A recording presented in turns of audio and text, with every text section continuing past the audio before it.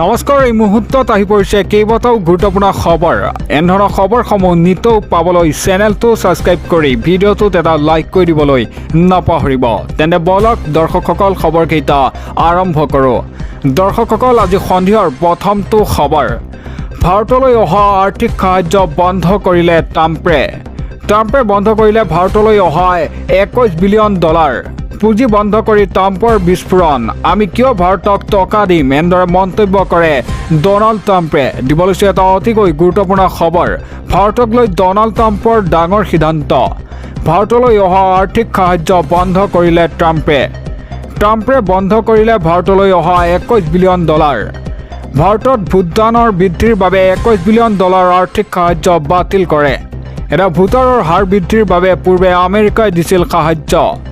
এই পুঁজিৰ বন্ধ কৰি ট্ৰাম্পৰ বিস্ফোৰণ। ভাৰতত বহুত টকা আছে, আমি কিয় ভাৰতক টকা দিম, এনেদৰে মন্তব্য কৰে ডনাল্ড ট্ৰাম্পে। বিশ্বৰ ভিতৰতে সৰ্বাধিক কৰ আৰোপ কৰা দেশ হৈছে ভাৰত। এটা ভাৰতক লৈ ডনাল্ড ট্ৰাম্পৰ ডাঙৰ সিদ্ধান্ত। ভাৰতলৈ অহা আৰ্থিক সাহায্য বন্ধ কৰিলে ট্ৰাম্পে। আৰু দিব লৈছোঁ পৰৱৰ্তী খবৰ। 2024 বিজেপিৰ বিৰুদ্ধে কৰা হ'ব ভোট বৰ্জন। চৰকাৰৰ অৰুণোদয় আমাক নালাগে। সচলৰ পৰাই হুংকাৰ এতিয়া মধ্যাহ্ন ভোজনৰ কৰ্মচাৰীসকল। দিব লৈছোঁ এটা অতিকৈ গুৰুত্বপূৰ্ণ খবৰ। 2024 বিজেপিৰ বিৰুদ্ধে কৰা হ'ব ভোট বৰ্জন। চৰকাৰৰ অৰুণোদয় নালাগে বুলি হুংকাৰ দিলে মধ্যাহ্ন ভোজন কৰ্মচাৰীয়ে। আমি ভিক্ষা মগা নাই, আমি আমাৰ প্ৰাপ্য বিচাৰিছোঁ, এনেদৰে মন্তব্য কৰে মধ্যাহ্ন ভোজন কৰ্মচাৰীসকলে। আমাৰ প্ৰাপ্য নাপালে 2024 আমি ভোট বৰ্জন কৰিম। মহানগৰীৰ সচলত কাঁহী বাতি বজাই মধ্যাহ্ন ভোজনৰ সংস্থাৰ বৃহৎ প্ৰতিবাদ। নেতা মন্ত্ৰীৰ একাপ চাহ খোৱা পইচাই আমি দৰমহা হিচাপত পাওঁ। সময়তেই মাননি দিয়াৰ দাবীৰে এই প্ৰতিবাদ কৰে মধ্যাহ্ন ভোজন কৰ্মীসকলে। 9,000 টকালৈকে বৃদ্ধি কৰিব লাগিব মধ্যাহ্ন ভোজন কৰ্মচাৰীৰ মাননি। 2024 এতিয়া বিজেপিৰ বিৰুদ্ধে কৰা হ'ব ভোট বৰ্জন। দিব লৈছোঁ পৰৱৰ্তী খবৰ। চৰকাৰৰ আকোচৰ বলি হৈছে এতিয়া সংখ্যালঘুসকল। সংখ্যালঘুৰ প্ৰসংগত উত্তাল হ'ল বিধানসভাৰ সদন। মুছলমানক বিপদত পেলাবলৈ নিতৌ আনে নতুন নতুন আইন। এটা গৰ্জি উঠিল বিধায়ক আমিনুল ইছলাম। সংখ্যালঘুৰ ওপৰত অত্যাচাৰৰ অভিযোগ তুলি উত্তাল হ'ল সদন। সংখ্যালঘুৰ ওপৰত দিনক দিনে বৃদ্ধি হৈছে অত্যাচাৰ। চৰকাৰে আকোচৰ বলি হৈছে এতিয়া সংখ্যালঘুসকল। পৰিকল্পিতভাৱে চৰ চাপৰি লোকক টাৰ্গেট কৰি লৈছে চৰকাৰে। এটা সংখ্যালঘুক বিপদত পেলাই আনন্দ লাভ কৰে হিমন্ত বিশ্ব শৰ্মাৰ চৰকাৰে, এনেদৰে মন্তব্য বিধায়ক আমিনুল ইছলামৰ। মুছলমানক বিপদত পেলাবলৈ নিতৌ আনে নতুন নতুন আইন। বিদেশী খেদাৰ নামতো চলোৱা হৈছে অত্যাচাৰ। এটা বিদেশী সজাই বন্দী কৰা হৈছে ডিটেনশ্যন কেম্পত।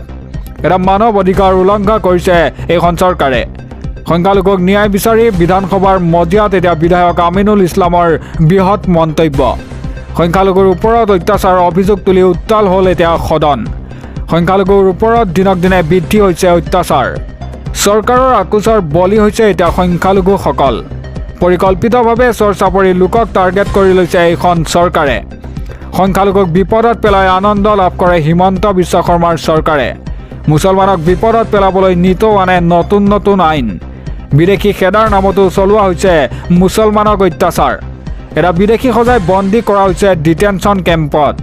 মানৱ অধিকাৰ উলংঘা কৰিছে এইখন চৰকাৰে। আৰু দিব লৈছোঁ পৰৱৰ্তী খবৰ। এটা অতিকৈ ভয়ংকৰ খবৰ। ইমান নিলজ্জকৰ ঘটনা সংঘটিত হৈছে। দেউৰেকে বৌৰেকৰ সৈতে ভয়ংকৰ কাণ্ড কৰি শেষ কৰিলে বৌৰেকৰ জীৱন। নুৰ আলমৰ বিৰুদ্ধে এতিয়া ভয়ংকৰ অভিযোগ আহি পৰিছে। দেউৰেকে জঘন্য কাণ্ডক লৈ এতিয়া চাঞ্চল্যকৰ পৰিৱেশ সৃষ্টি হয়। গোলকগঞ্জত মৰ্মান্তিক ঘটনা। দিব লৈছোঁ এটা অতিকৈ ভয়ংকৰ খবৰ। ৰাজ্যত সংঘটিত হৈছে জঘন্য ঘটনা। দেউৰেকে বৌৰেকক ধৰ্ষণ কৰি হত্যা কৰাৰ অভিযোগ আহি পৰিছে। দেউৰেকে নুৰ আলমৰ নিলজ্জৰ কাণ্ডক লৈ এতিয়া চাঞ্চল্যকৰ ঘটনা। ঘৰত কোনো নথকাৰ অৱস্থাত নিজৰ বৌৰেকক ধৰ্ষণ কৰিছিল দেউৰেকে। এটা বোৱাৰীৰ নিজ পিতৃয়ে সমগ্ৰ ঘটনা জানি অভিযোগ দিছিল শহুৰেকক। এটা শহুৰেকৰ লগতে স্বামীয়েও ওলোটাই দুখ চাপিছিল ভুক্তভোগীৰ বিৰুদ্ধে। এটা ঘটনাৰ দুখ ঢাকিবলৈ পৰিয়ালে বোৱাৰীক হত্যা কৰাৰ অভিযোগ, লগতে হত্যাকাণ্ডক আত্মহননৰ ৰূপ দিয়াৰ চেষ্টা পৰিয়ালৰ। এটা ঘটনাৰ সন্দৰ্ভত দেউৰেকে নুৰ আলম স্বামী জাকিৰ হুছেইনৰ বিৰুদ্ধে উঠিছে অভিযোগ। এটা শহুৱেকৰ ছাত্তাৰ আলী ওৰফে ডাকু শাহুৱেক শ্বাহজাহান আৰু বেগমৰ বিৰুদ্ধে অভিযোগ আহি পৰিছে। গোলাগঞ্জৰ কচুৱাৰ কাষত সংঘটিত হৈছে এই চাঞ্চল্যকৰ ঘটনাটো। ধৰমশালা আৰক্ষীয়ে আটক কৰিছে এটা শহুৱেক ছাত্তাৰ আলী ওৰফে ডাকুক। ৰাজ্যত সংঘটিত হৈছে জঘন্য ঘটনা। আৰু দিব লৈছোঁ পৰৱৰ্তী খবৰ। ঘৰুৱা কামত খোৱা পানী ব্যৱহাৰ কৰিলেই ভৰিব লাগিব এতিয়া বৃহৎ পৰিমাণৰ জৰিমনা। খোৱা পানীৰ অপচয় ৰোধ কৰিবলৈ প্ৰশাসনৰ কঠোৰ সিদ্ধান্ত। এটা নিৰ্দেশনা ভংগ কৰিলে শাস্তি হিচাপে ভৰিব লাগিব ৫,০০০ টকাৰ জৰিমনা। দিব লৈছোঁ এটা অতিকৈ গুৰুত্বপূৰ্ণ খবৰ। ঘৰুৱা কামত খোৱা পানী ব্যৱহাৰ কৰিলেই এতিয়া ভৰিব লাগিব জৰিমনা। খোৱা পানীৰ অপব্যৱহাৰ কৰিলেই ভৰিব লাগিব বৃহৎ পৰিমাণৰ জৰিমনা। খোৱা পানীৰ অপচয় ৰোধ কৰিবলৈ প্ৰশাসনৰ এই ডাঙৰ সিদ্ধান্ত।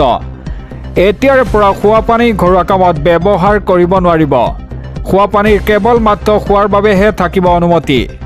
কোনো ধৰণৰ ঘৰুৱা কামত ব্যৱহাৰ কৰিব নোৱাৰিব খোৱা পানী। বেংগালুৰুত জল বৰ্ডৰ তৰফৰ পৰা জাৰি কৰা হৈছে এই বিশেষ নিৰ্দেশনা। জল বৰ্ডৰ অধ্যক্ষ ৰামপ্ৰসাদ মনোহৰে জাৰি কৰিছে এই কঠোৰ নিৰ্দেশনা। এটা নিয়ম ভংগ কৰিলে শাস্তি হিচাপে ভৰিব লাগিব ৫,০০০ টকাৰ জৰিমনা। ইয়াৰ পিছতো নিৰ্দেশ উলংঘা কৰিলে প্ৰতিদিনেই ভৰিব লাগিব ৫০০ টকাৰ জৰিমনা। পানী অপচয় বন্ধ কৰাৰ বাবে এই পদক্ষেপ গ্ৰহণ কৰিছে প্ৰশাসনে। এটা ঘৰুৱা কামত খোৱা পানী ব্যৱহাৰ কৰিলেই ভৰিব লাগিব এই জৰিমনা। খোৱা পানীৰ অপব্যৱহাৰ কৰিলেই ভৰিব লাগিব বৃহৎ পৰিমাণৰ জৰিমনা। খোৱা পানীৰ অপচয় ৰোধ কৰিবলৈ প্ৰশাসনৰ এই ডাঙৰ সিদ্ধান্ত।